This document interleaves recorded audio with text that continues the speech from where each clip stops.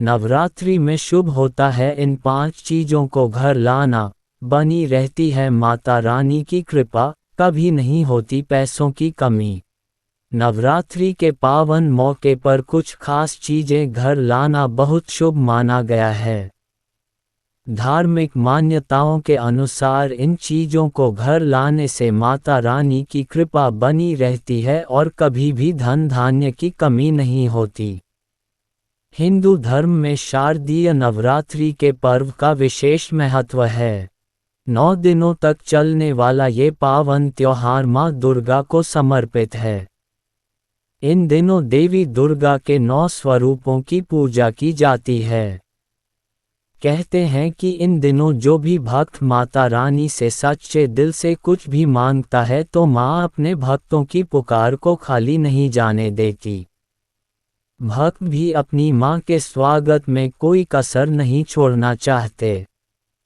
वे पूरे 9 दिनों उपवास करते हैं और माँ की आराधना में लीन हो जाते हैं। आपको बता दें, धार्मिक मान्यताओं के अनुसार नवरात्रि पर कुछ विशेष चीज़ें लाना बहुत शुभ माना गया है। कहते हैं कि इन चीज़ों को घर लाने से माँ दुर्गा बहुत प्रसन्न होती हैं और अपने भक्तों पर कृपा बनाए रखती हैं। तो चलिए जानते हैं उन खास चीज़ों के बारे में। घर ले आएं चांदी का सिक्का। धार्मिक रूप से नवरात्रि में चांदी का सिक्का घर लाना बेहद ही शुभ माना जाता है। इसे माँ लक्ष्मी का प्रतीक माना गया है।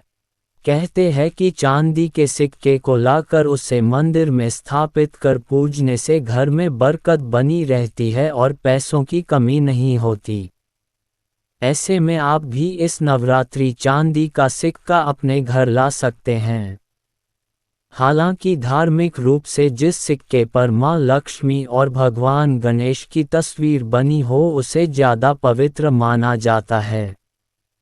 तुलसी का पौधा। धार्मिक रूप से बहुत शुभ माना जाने वाला तुलसी का पौधा अगर अभी तक आपके घर में नहीं है तो इस नवरात्रि एक तुलसी का पौधा जरूर खरीद लाएं। नवरात्रि के पावन मौके पर इसे लाना बेहद ही शुभ माना जाता है। कहते हैं कि इन दिनों रोजाना माँ तुलसी के आगे दिया लगाने और जल देने से माता रानी प्रसन्न होती हैं और घर में सुख शांति बनी रहती है। माँ लक्ष्मी की तस्वीर। नवरात्रि में माता लक्ष्मी की तस्वीर या मूर्ति लाना भी बहुत शुभ माना जाता है। कहते हैं कि नवरात्रि में माँ दुर्गा की ही स्वरूप देवी लक्ष्मी की पूजा करने से घर में हमेशा सुख और समृद्धि बनी रहती है।